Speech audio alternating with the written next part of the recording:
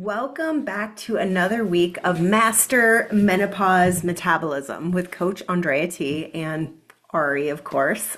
Today, we're going to be diving into why you've been doing all the right things and then you hit a plateau and what to do to actually fix it. And I think this is one of the best episodes I'm ever going to share with you all, honestly. So buckle your seatbelts, get out a paper and pen, take notes, ladies. If you are 30, 40, 50, 60, I don't care. You need to know and understand how this works. All right. So, why you've hit a plateau and what actually fixes it. Understanding the science behind stalls and strategies that create real lasting progress for women. And I'm saying that out of my own heart because I am a woman and I've worked with only women over years and years. This is my passion, what I enjoy doing. I don't know a whole lot of people who would want to do this complex job, but it's all I live, dream, sleep, think about for my own body and for those that I coach. So listen, plateau is not a failure. It is feedback. So let's try to change the perspective because I think for a lot of women, they think it's pass, fail. If I stop losing weight, that means I've failed. Nothing works. My body's just destined to look like this. And I want to tell you, no, it's feedback. So what causes plateaus? So metabolic adaptation from prolonged diets. So that's a really big word for saying you've done a lot of diets and this is really why your body has slowed and why when you continue to cut calories, it's not responding the same way anymore. And so we're going to talk about that first. So that's the first reason. And one of the most common reasons that I see for women who come into our group, okay? So metabolic adaptation, when your body hits the brakes on you. So here's what a lot of women don't realize is that our body doesn't know that you're trying to lose fat. It just knows that energy coming in has dropped and it interprets that as a potential threat to its own survival. In a response, it makes series of protective adaptations. Okay, so it lowers your NEAT. So basically non-exercise activity. And that is one of the biggest places for BMR and how our body, if you've ever known those kind of wiry ladies who are full of energy constantly and their legs constantly moving and then they're doing something, they're playing with their grandkids and they're always pretty much naturally thin, right? I mean, I know you've got to know one in your life. Like I know one, her name's Kathy. And Kathy, if you're listening, hi. She's just full of energy. She's just constantly moving and her NEAT is so high. But what our body does when we lower the food down is it lowers the thermogenesis drops. You naturally move less throughout the day without even realizing it. So you might sit a little stiller, and I'm not telling you to shake your leg or move and I don't even know how long you'd be able to do that. But what ends up happening is that's the first protective measure, okay? The second one is it lowers our thyroid output. So if you remember, the thyroid is the body's thermostat, and that tells the body what to burn, what to do, how to burn fat, etc. And so that's one of the second, or maybe in correlation with lowering NEAT, it says, oh, things have dropped. We don't have as much. We need to lower the output here. So your thyroid down regulates to conserve your energy, slowing your metabolic rate. So those two in conjunction start to work against your fat loss goals. And then you also have that elevated cortisol. So stress hormones rise, promoting water retention, which goes right to the scale, right? And it makes your fat loss harder. So when you've got all of these things kind of building up to protect your body, it's going to be a lot harder to burn fat. And then you have increased hunger signals. We've all felt that. The ghrelin hunger hormone, when you're laying in bed and you're hungry and you're like, oh my God, I'm hungry.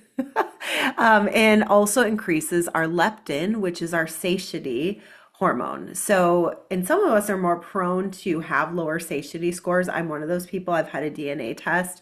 I know that, I'm literally kind of always hungry. And so that can happen. And then let's talk about when cortisol tips over and when our hunger signals like leptin and ghrelin get broken because of that. So as this process goes on and on and on, basically our cortisol goes so high that it stops producing cortisol. And that's when you see this extreme fatigue, energy loss, and then you're kind of at the mercy of now you've got to get your adrenals back in gear and your thyroid's already been affected. And then you stop feeling hungry. So you're kind of like, oh yeah, I didn't even eat yesterday, or I didn't really feel hungry. And so that all is what is happening inside your body. The common mistake is that as women, we cut calories even more. So that's what makes sense to us. I'll just tighten it up. I'll cut a little more. I'll add another cardio session. Most of you know my story. I've did that as well. The instinctive response when progress stalls is exactly what makes things worse. So now we're making it worse when we cut calories further. Your body doubles down on its protective mechanism. Metabolism slows even more. Cortisol rises higher, the scale refuses to budge, and you feel increasingly exhausted and deprived. The body doesn't respond to more restriction. It says, you know what, I'm just going to take your sex drive. I'm going to, you're just going to have basically nothing for anybody. And basically, it doesn't give you the fat loss. And that is the goal. That is honestly the goal. We, as women, don't want to lose muscle. So we don't want to be catabolic. We want to look more toned and fit. And so it creates this frustrating cycle when you're eating less, training more, seeing fewer results. So that is, what we need to not do. So instead, you're probably saying, well, what do I do? You need to strategically get your calories up, teaching your body it's safe. And so a good way to understand like what is a maintenance for your body is to look at like a Harris Benedict calculator. You can find those online. And typically you're going to put in your body weight, you're going to put in your activity level, and it's going to give you basically this is your body at maintenance. And it's going to give you like this is just what you need to move your body, and not, anything else. And this is what your body needs to maintain itself. And a lot of our women, we will increase their calories slowly until we get up to maintenance or close to their maintenance goal, which is a lot higher than what they think it is. And then we hold and observe. So basically, you maintain your new intake for 3 to 4 weeks minimum. And I think that's what we don't understand. And what's going to happen in that time with the scale is basically fluctuations. It may temporarily increase as your body replenishes its glycogen stores, rehydrates tissues, starts to feel safe again, but it's really important to stick with it. So psychologically, I think having a coach is really important during this stage, but understanding that that is what your body needs and there's no way out of this except for through it. Otherwise, you're just going to stay on this nasty cycle and it's not going to work. So reframe your mindset and monitor your non-scale wins. So during this 3 to 4 weeks, minimum, so that means it could be 8, it could be 12 weeks. And, you want to really look for, is my energy improving? Do I have better digestion? Am I sleeping better? Has my training improved in the gym? Very important stuff to understand. Those are the kinds of wins during this period that you're going to look at. And so that is really important. And then once your body feels safe, it probably is going to build a little bit more muscle and you're going to continue to feel good. And then after that, you could do a very light cut, meaning take 250 calories from that maintenance down, increase your walking, and get another 250, 200 calories that way. And that's going to, be amazing. So this is exactly what you need to do instead. So the second reason that we are not losing or we're in a plateau is that the tracking gap. So you're not in a deficit, you just think you are. So this isn't about, lack of commitment, it's simply human nature. Research shows that even nutrition professionals, those that track everything, they are underestimating their calorie intake by 30%. So that 30% is your deficit right there that you're not in, that you think you're in. And so common culprits include, bites, licks, and tastes, handful of nuts, nut butters, cooking oils and sauces, especially when you're eating out. There's no way to know what they're putting in it. Weekend extras, 300 to 500 calories. And so when you add all this up, the result, you may 200 to 300 calories higher than what you actually think. So you may be, up there in what you feel as though you're doing and you're not. So what we need to do instead is measure portions, use a food scale, audit your weekends, track everything, focus on consistency, and understand that there could be some tracking discrepancy, and you just need to do it for 7 to 10 days. That's it. That's it. All we're asking. So let's go back there. The last reason that the scale is plateaued, the reason number 3, is our hidden inflammation. When fat loss is happening, but the scale won't show it, there can be things like gut issues. And we've had plenty of clients over the years that they are doing everything, and then suddenly we do a GI map. We say, you know what, let's do a little more investigating. And then we see their microbiome is off. So their gut issue is off. They have excess candida or streptococcus, or they have H. pylori. So something is overriding their gut.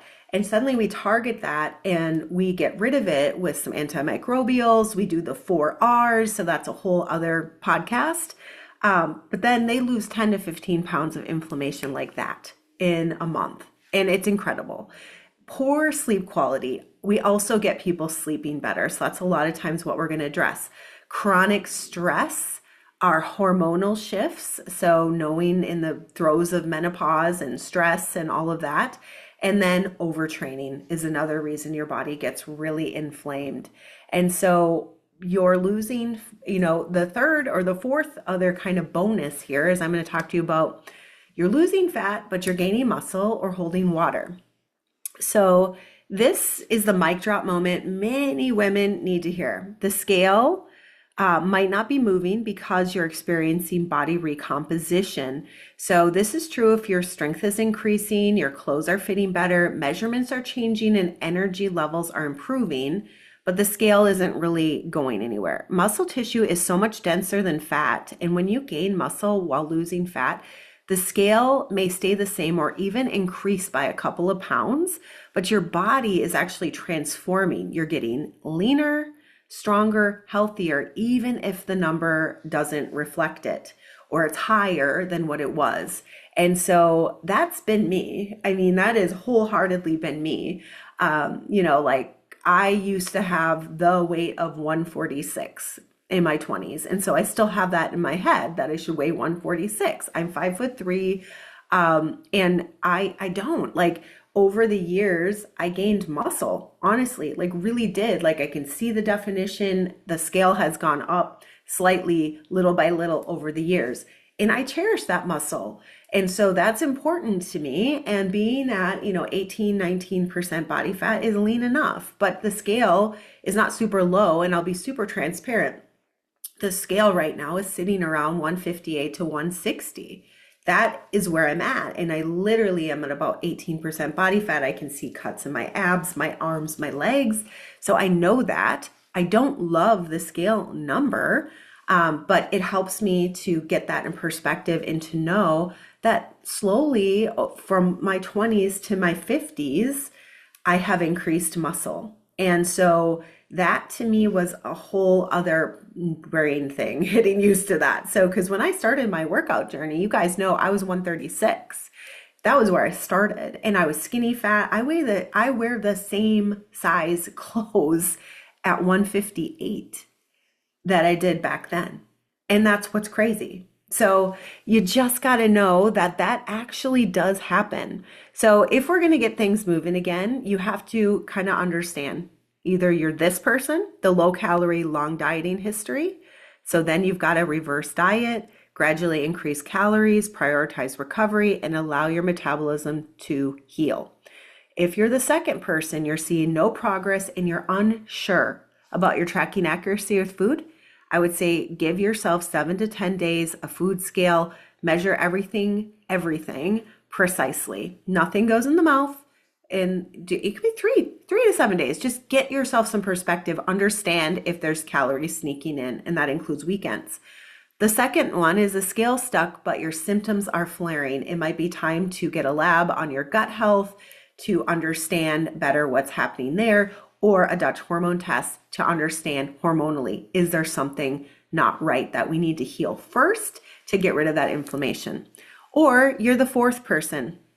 Your strength and your measurements are improving, but the scale is creeping up.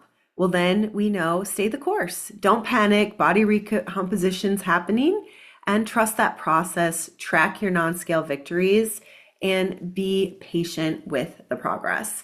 So you guys know I have a 28-day Galentine's event coming up. I want you guys all in it.